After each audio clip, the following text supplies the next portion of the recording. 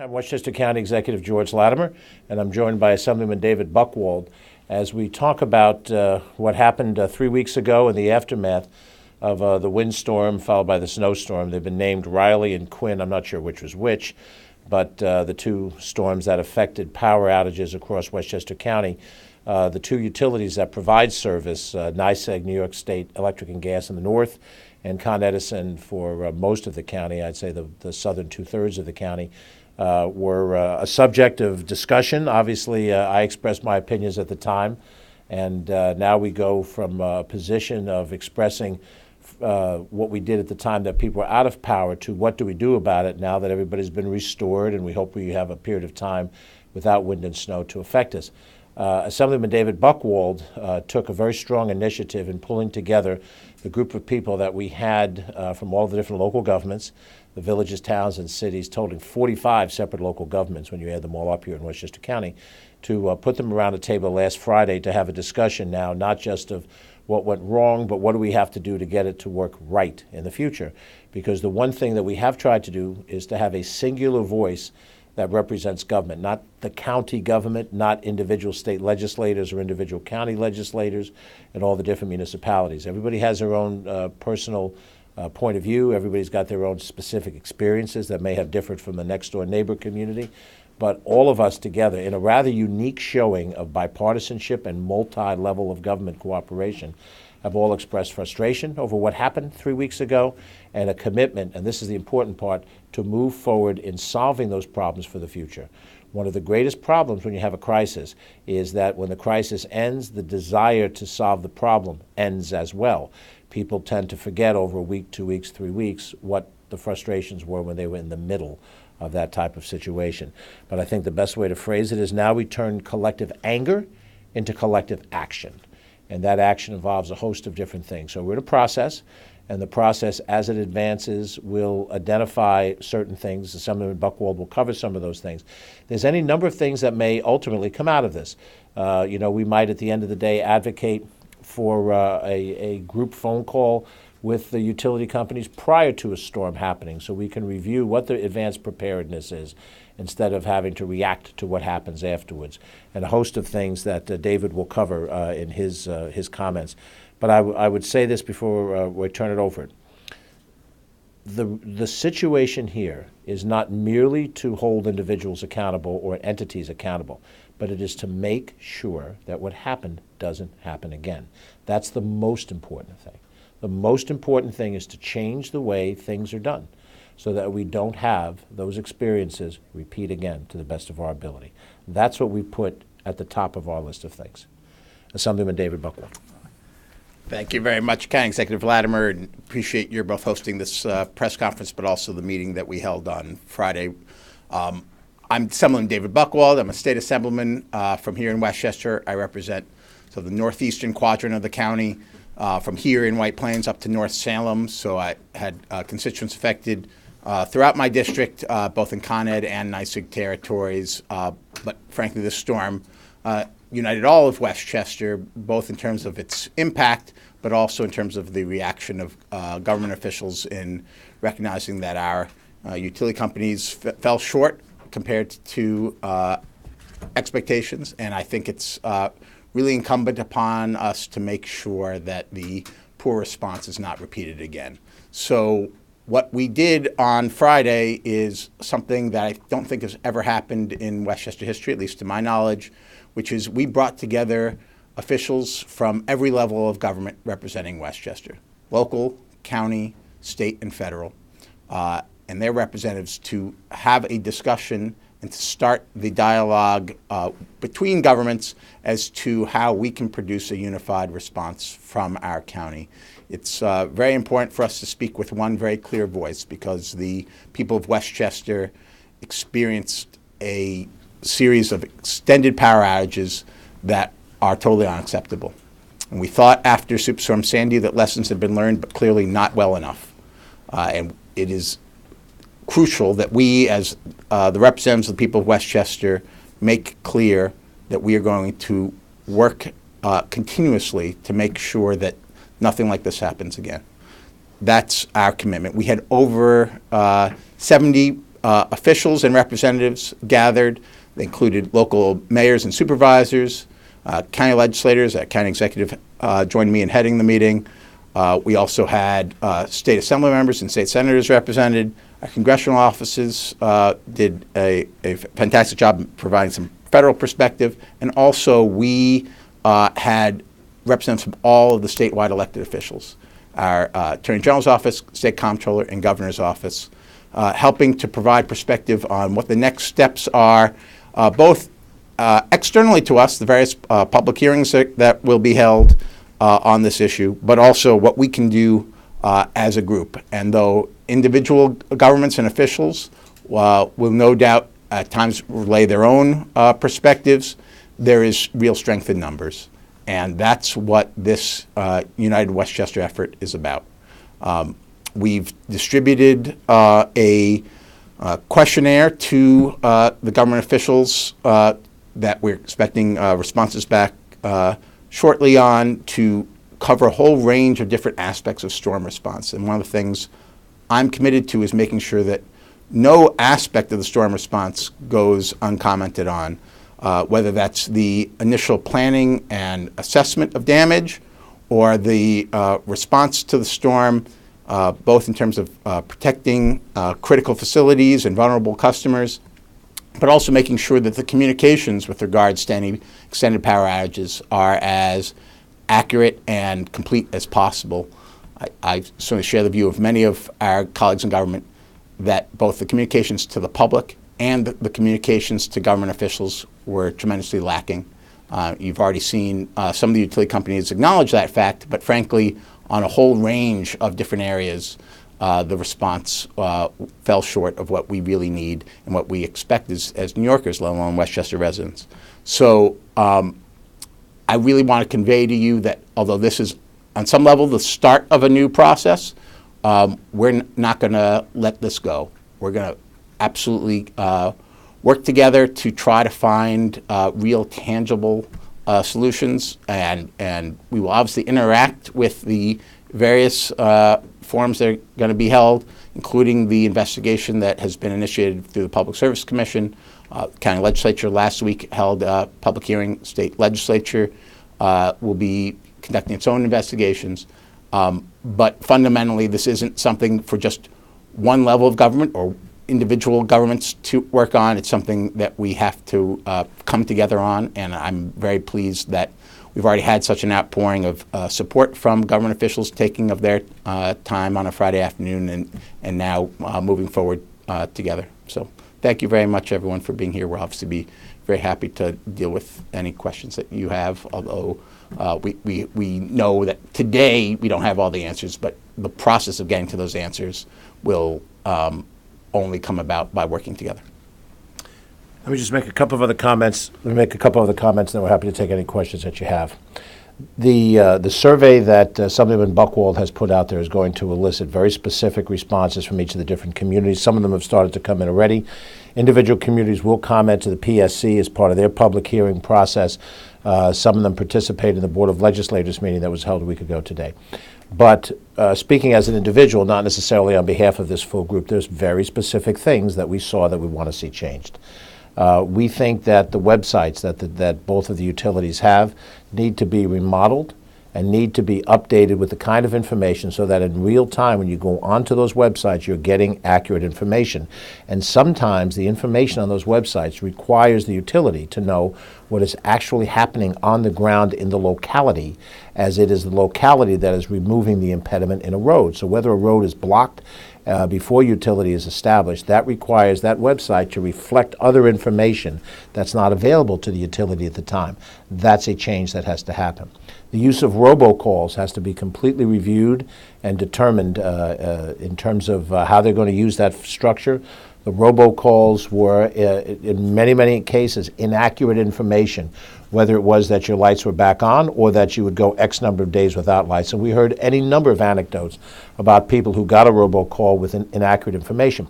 Prudent people can take prudent action if they're given accurate information. If you know that you're going to be without power for 2 or 3 days, you can shelter with a relative or a friend, or go to a hotel if you have the resources to do that. But if the information is inaccurate and they say your lights are going to be on tomorrow when in fact they're going to be on in 4 days, that's not accurate information, and that's an area that has to be looked at. I mentioned earlier that the advanced preparation is something that's come up in all of our conversations, and I think a preparatory call a day or two in advance of any potential major weather incident should be triggered. We had calls every single day once the thing happened. There's no reason for us to not start that process earlier on. I made the point at the time of saying this was about people, not statistics. The utility companies during this experience made a point of saying X% restored. But that doesn't necessarily mean that the people in the greatest need were restored. And the people in the greatest need were determined by the people who saw the specific need. Those would be the police officers or the fire or the EMS people in the local community.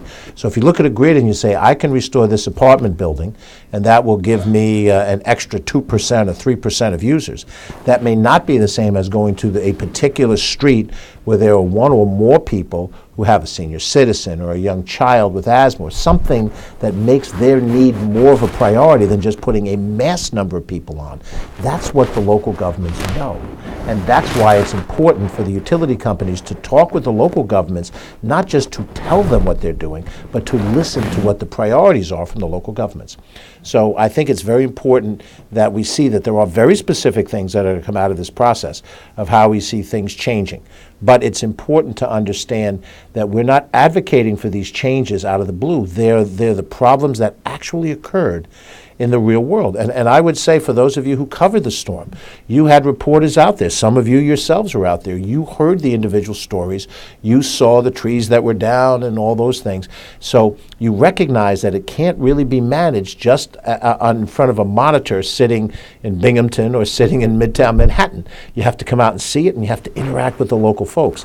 And look, it's pretty obvious. The video went viral. I got seen by guys I went to high school with all across the country when I was upset. But I was upset not because I had a tantrum, because I was listening to those personal stories. And these were human beings. And there was no apparent way to take the human side of this and make it clear to senior management. Subsequently, I have had communications from Mr. McAvoy at Con Edison, Mr. Tucker from NYSEG, and I would say both of them outreached in a very positive way. And I think we move off of what happened, and now we get, just as David said, into the specifics of how these things are going to change. We are going to interact with very specific proposals that will go into the PSC for their assessment and their evaluation, however it comes to pass. But we had this process through Sandy, and then we had a problem still. We don't want this to happen again, not in the same way. There are certain things that will happen. Mother Nature will do what it does, and there won't be a possibility of being perfect in every way. None of us, not any of us, can be assured that we won't make mistakes. But we have to recognize and learn from this experience. And I think the process of culling out not just the problems, but what the strategies are to address those problems are apparent. I'm still rookie at this job. I'm still making rookie mistakes. I've been told, move back, move over, look this way. My heart's in the right place. All right. So I guess we're ready to take some questions from any that you may have, directed to either of us. I'm also joined, by the way, by Ken Jenkins, who's a Deputy County Executive, Joan McDonald, who's our Director of Operations, and John Nona, who is Westchester County Attorney, and Assemblyman Buchwald has some members of his teams here as well. Are you giving Con Ed CEOs, officials a second chance for the next time around, as long as they decide to work with you with your action plans? Well, I'll say, first of all, we fully intend that the products of our work will be accessible not just to the public, although that'll be very important, but also to the utility companies. And we'll expect responses from them in some form or another. I still very much stand by my view, which obviously the county executive shares, that there were significant management failures at both utility companies. That was during the phase of the storm actually hitting and the responses coming back. But now we're in another phase. We're in the phase of trying to learn the lessons of these storms and actually effectuate change. That's going to be a management issue as well. Obviously, we hope that their performance on this phase is better than the last phase. And then we'll have to take into account the totality of that response in terms of figuring out how we as elected officials feel the public should be evaluating our utility companies. But fundamentally, they've got a responsibility, whether they like it or not, to make changes. And if the work that we do in compiling the views of government officials and the public circumstances that we've been aware of into one document, they've got a responsibility to respond to that. Whether we provide it to them or not, but we hope that the work we do will facilitate the work of both government review agencies and the utility companies. And Rebecca, let me share an anecdote which may seem like it's a non sequitur, but it's the one that I thought of in this context. When I was in ninth grade, I had biology, and I wasn't very good at it. I didn't do very well on a couple of the tests, and I came home with a very bad score, I think a D in a particular test. And my father, who was not academic at all, dropped out of school to work during the Depression, he saw the grade and he says, "You're going to have to do a hell of a lot better than this," which was pretty obvious to me when I saw the D. But what he said to me, but I looked at him with like, "Dad, I don't really get the topic." He says, "Well, don't you have any of your friends who are any good at this?" I go, "Well, yeah." So, "Well, why don't you study with them? Bring them over to the house and have them study with you." What he did is he gave me a game plan for improvement. And so, do we expect better? Yes, we expect better. But it's not just, okay, let's wait and see what happens the next time, do better. It's having very specific things that we're going to ask that these things be done. And I would suspect that these utility companies, because of the public response, forget the political community's response, the public response has been so bad that I think they're going to want to embrace very specific things that they can do. We're not asking them to, hire, 50, 75 more crews, but we are asking them, and we'll be asking them to do some very specific things. And if they study with a friend who knows more about biology than they do, then we'll get a better result. The next test, I think I got a B, and I consider that success. Have you already had conversations with the utility companies about change? Are they receptive to change after what happened? I think generically they are, but I think now we get to the point of giving them very specific things that we want to see changed. And that's why our dialogue with the utility companies is part of it. And then part of our dialogue is through the Public Service Commission and through the other regulatory bodies. The governor last week, when we were together over in Rockland County, I think spoke very boldly about what authority the state has and he has as governor vis-a-vis these companies. And the potential for the governor and the PSC to impose some very severe sanctions is a serious way to sort of refocus your attention on doing better. And so I think the fact that David has really taken leadership here and try to be very specific about what are those things that make us do this thing better, I suspect they'll embrace it out of necessity. Because let's be honest, there has been a loss of faith in the utility companies, and while they are a monopoly in their respective areas, they know that average everyday people who may or may not have a high opinion to begin with have a lower opinion today, and they can restore that faith by executing improvements so that when the average person calls, they get a live person who can give them a real answer faster. And those are the kind of things that will help them have their better ratings in their consumer views. Do you not want Con Ed to beef up their rolling stock and crew force as was suggested by the County Board of Legislator, Mr. Kaplowitz, last week? No, of course I do. I don't have a specific number of what I think that represents. I think that is the function of the PSC as they drive down and ask the specific questions and come up with a specific bit of information. I think there is a problem in the fact that utility companies in general have costs saved by reducing their workforce and now rely on mutual aid. But the concept of mutual aid in this field of endeavor is very different from the one that we're most familiar with, which is firefighting. Unless you have some catastrophe, an earthquake where there are fires everywhere, when you usually have a serious fire, it's a singular event. And so mutual aid from other nearby communities is possible because they're not also fighting fires in their home communities, and they can converge to help the community that has a significant fire. That's different when we deal with power outages, because the power outages, as we've seen, are regional in scope. So we can't, in Westchester County turned to Jersey Power and Light, Jersey Central Power and Light, or turned to National Grid, or turned to some of the other utilities because they themselves are going through the same problem. So the concept of reliance on mutual aid as a fundamental way to deal with need, and not just the extreme need of a direct hurricane, a Cat 4 hurricane hitting New York is off the chart. But that's not what this was. This was a serious windstorm followed by a snowstorm.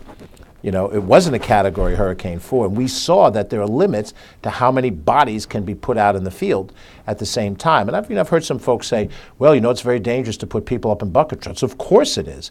That's not the point. The earlier part of the process, the turning off of the power, doesn't involve people up in bucket trucks. And the lack of manpower wasn't just a function of you can't put them up in the wind, it was that they didn't have enough bodies on the ground. And it could be for a number of reasons. It could be they were moving into a weekend and they didn't staff up for a midweek level of staffing.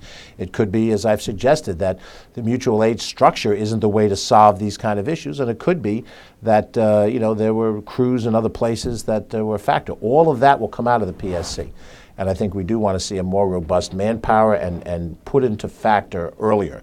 But there are things that can be done in addition to that would have made a world of difference in what happened in this experience. If I could just add, one of the things that's helpful about this dialogue between levels of government in Westchester is we get to, not just from our perspective during the storm, but now looking back, contrast the performance of utility companies with the performance of local governments. So local governments had tremendous responsibilities during the storm. Their first responsibility was to, as much as possible, make things safe. There are so many local governments that had crews out ready to clear trees and just couldn't because they didn't have someone able to certify this wire is indeed dead, so you can move it to clear the tree or to turn off the wire. That sort of failure is something that clearly was a part of how much manpower utility companies had. Second of all, 5 days after the first storm, the second storm with the snow hits, the same Department of Public Works employees were out plowing roads. The ones who'd just been up day after day trying to make sure that homes are still accessible and folks could get around at least even if power was still out. So we can contrast a very intense requirement on our emergency services and public works crews with what the utility companies did. And, part of the perspective I think government officials have is we want to be partners with utility companies when these storms occur. We're all on the side of trying to make sure the public is as much taken care of as possible. But in order to have a true partnership, you have to have a willing partner in the utility companies. And too often, whether it's because they want to keep information close to their own vest or because they just didn't have the capacity to team up with the other groups that were out on the ground from local and county government and otherwise, that's something that I think we want to be able to impress is what exactly happened and why the utility companies should be making as much preparation and investment into their system as possible because there are resources available if they take advantage of it. And I'm sorry, John, at the risk of brutally over-answering the question that you asked, there's a philosophical element here, too, that's worth mentioning. This administration of ours has been in office slightly less than 3 months. I view the county government not as a corporate interest with its assets, separate and distinct from all of the municipal governments. And as you cover Westchester County, you're well familiar. There's 20 villages and 19 towns and 6 cities, the state and the feds and legislators versus executives. We don't view it in this administration that way. We are a sibling government to the local governments. We're not a superior government. We don't look at it as, well, we're bigger than you. And our corporate interest as a county government involves the Bronx River Parkway, the airport, the Beeline bus system, some parks, the Valhalla campus. And we could view our responsibilities like this, but we don't. This is an opportunity for us as a state and a county official to be a voice for a host of other individuals. And let's be candid, you can't cover and run around every single village mayor, every single town supervisor. I've served in all these positions, and I know the degree of newsworthiness that you find in any one of these communities. It has to be something really big for you to cover it. We need to form, as governments, without changing the dotted line jurisdictions, we need to form united fronts every time necessary. We'll talk in a different format about shared services, but you don't get to shared services until you have shared respect. And that's the basis for some of the other things we've done, not as newsworthy, the good neighbor policy and the efforts made to reach out to different governments. This effort to bring them together for that first press conference and then a few weeks later to bring them together for the recap meeting, that is part of the story. It's not particularly, sexy, I get that, but it's part of a different way that this county government looks at local governments. We are in this together. And I don't look at the utilities as our enemy. I want them to see us as partners. That's what I reacted to that week, that they didn't see us as partners. They saw us as a corporate entity separate from them. And they had their interests and they had their statistics. That's not what we need. What we need, because the average citizen doesn't really care. They want power. They want water to flow. They want a park to recreate in. They want somebody to fight their fires. They want to know there's a police presence. They don't really want to go through Government 101 or Utilities 101 explanation of how it's all structured. They want us to work in a cohesive way to solve a problem. And that's what this is about. This is about getting us to work together to solve the problem, do it quickly, and get past the corporate barriers that say, we are this. Because if you only view it that way, then someone will say, well, I held your taxes down at your one level, but you didn't care about the other levels. We've got to see this holistically, and that's what part of this effort is about. Other questions that I will over-answer. What about your action plan timeline? What does that look like? What's Sure. You got the follow? Okay. We've given the municipalities and government officials at the non-municipal levels a deadline to provide their feedback on our survey, and we're then going to have some time to compile those answers, and that's going to then lead eventually to real action plans and suggestions. Our expectation is that there'll be some things that we're able to recommend in the shorter term time frame. Other things are going to be long term and also outside the purview of our individual governments. So, for example, if we send a comment on the Public Service Commission, we'll expect the Public Service Commission to take that into account as part of its investigation.